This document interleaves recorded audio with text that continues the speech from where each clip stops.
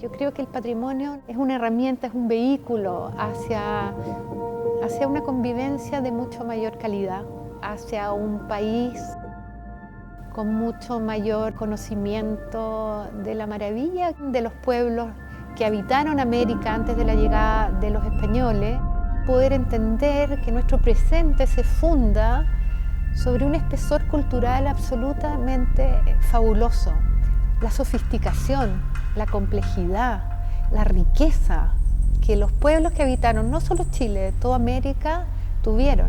Y yo creo que nosotros tenemos que mirarnos desde esa mirada también.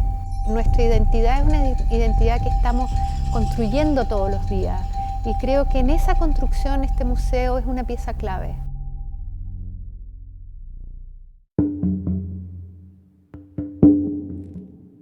Chile, Bolivia, Perú, las culturas traspasaban todas esas fronteras, no eran fronteras válidas en el momento en que llegan los españoles a América. Es un museo que no reconoce las fronteras políticas contemporáneas, sino que entiende las zonas culturales, toda la liquidez que las zonas culturales también tuvieron a lo largo de, no sé, 11.000 años de historia, que es más o menos lo que abarca nuestra colección, en condiciones óptimas. Tenemos nuestro pasado colonial, nuestro pasado prehispánico y nuestras migraciones, un río con múltiples afluentes, tiene muchísimas más capas. En ese sentido, nosotros somos testimonio de eso. En este museo lo que está reflejado es justamente eso. Y yo creo que ese es un gran valor de este museo.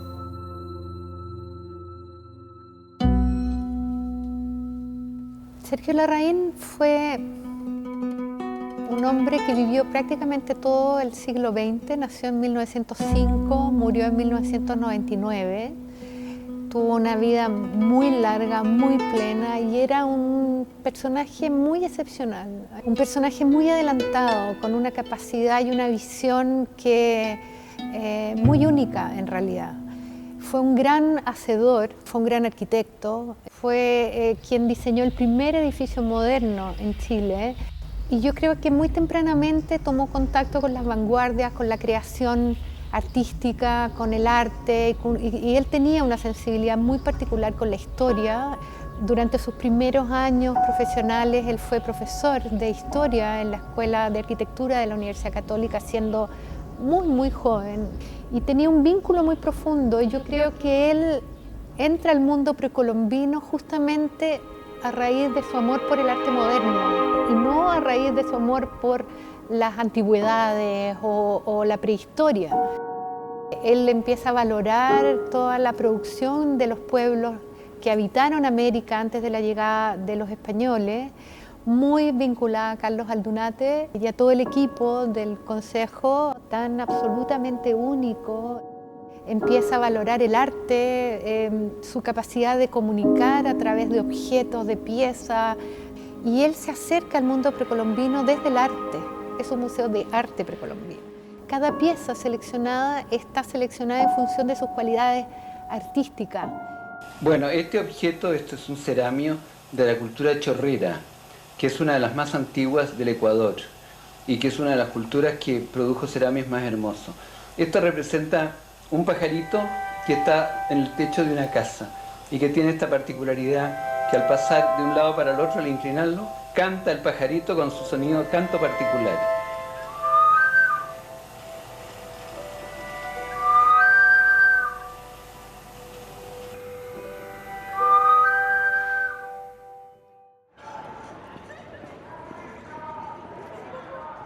Sergio Larraín, cuando decide hacer el museo, empieza a buscar una casa.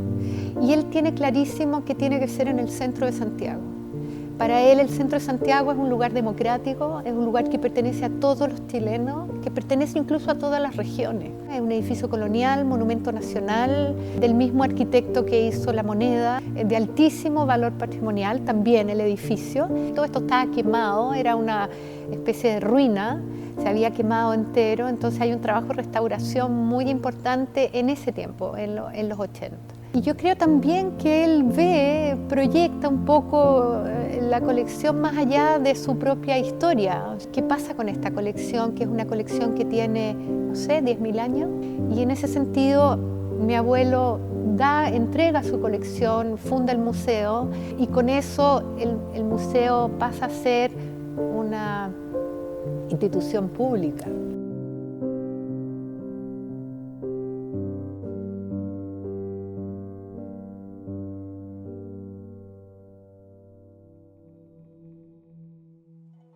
Estamos ahora en los depósitos del museo, en uno de los dos depósitos, en el más importante, donde están los laboratorios de restauración. Hoy día están acá Pilar Allende, que es la jefa de colecciones del museo, Luis Solar, que es restaurador y trabaja en este equipo de hace muchos años, y Varinia Varela, que está a cargo de todo el registro y archivo de la colección.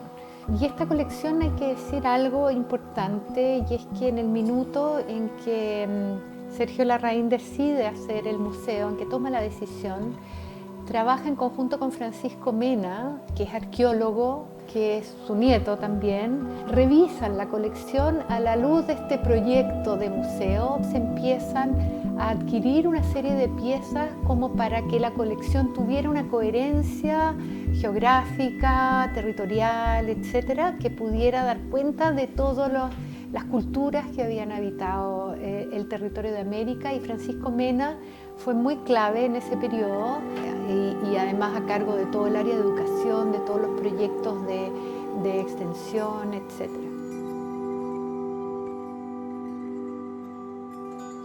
Este museo se creó con laboratorios. Las colecciones del museo es el corazón del museo. Museo precolombino era como el conectar con las raíces. Don Sergio Larraín tenía una claridad, y es que el chileno se avergonzaba de sus raíces indígenas y veía en otros países como en Perú, en México, que la gente estaba muy orgullosa de sus raíces y las sacaba a relucir, y acá era como algo que lo escondía. Y eso a él le preocupaba mucho, porque tenía muy claro que era una riqueza tremenda el enraizarse a lo del territorio, a lo que es nuestro pasado.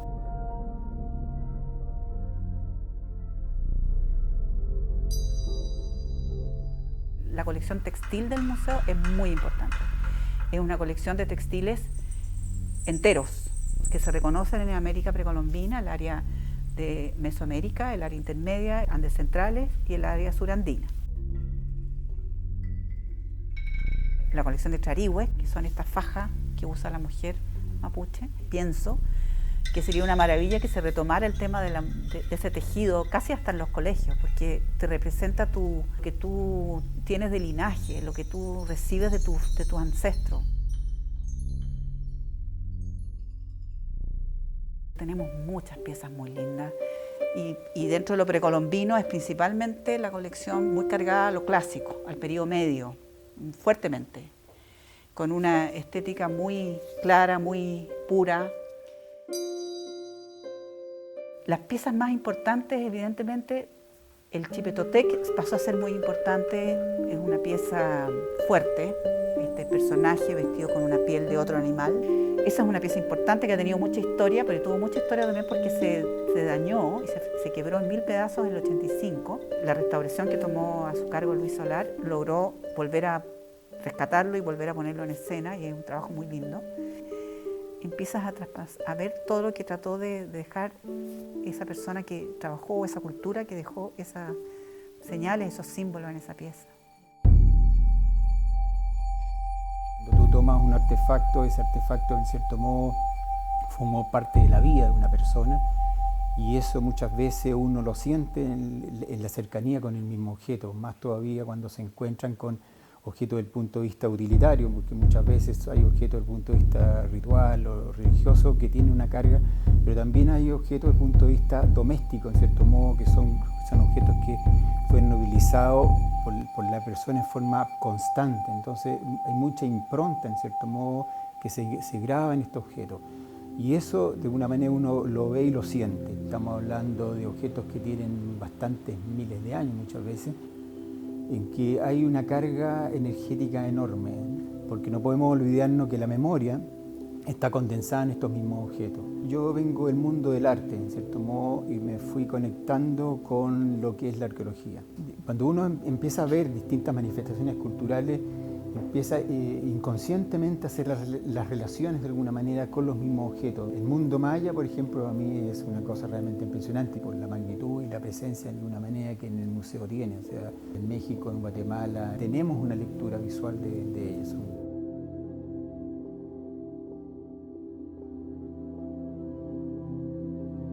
Si nosotros estamos hablando que nosotros tenemos tradiciones, tenemos pasado, tenemos una herencia de algo. Y el patrimonio es bastante importante desde el punto de vista de nuestras raíces. O sea, nosotros no somos nada en el fondo si no conocemos nuestro pasado.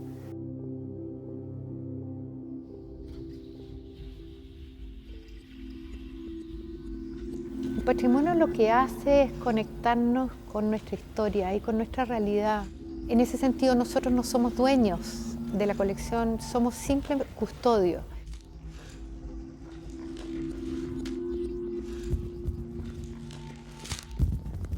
Cuando llega el Bicentenario pensamos que era un momento clave, en el fondo como para restablecer una relación con nuestro público, con la comunidad en la que nos insertábamos.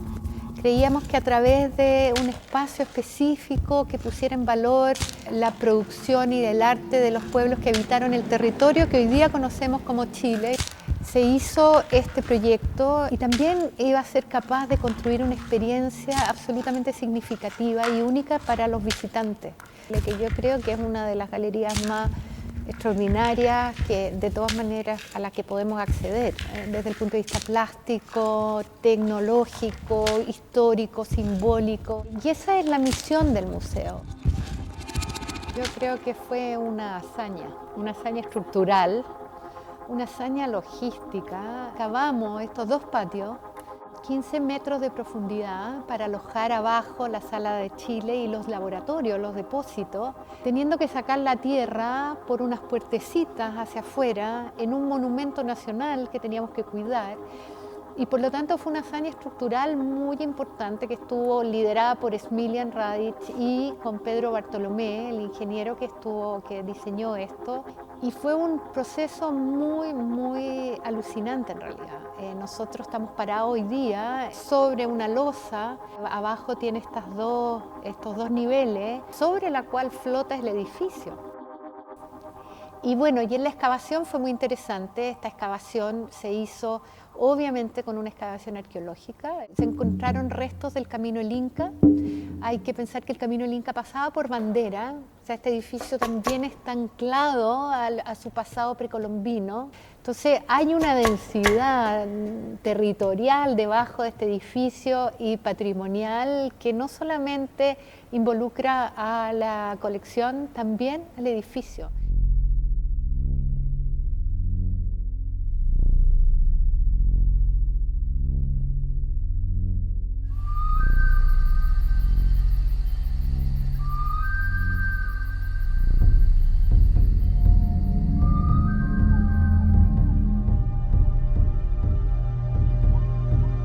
Yo creo que el museo hoy día es una plataforma de encuentro y de diálogo. Yo espero que el museo pueda contribuir también a lo que está pasando en Chile, pueda ser parte de esta nueva definición de las relaciones con nuestras comunidades, volver a encontrarnos, volver a encontrar puntos comunes, puntos fundantes para lo que viene. Una historia que fue una historia invisibilizada por muchos años y con la cual tenemos que dialogar.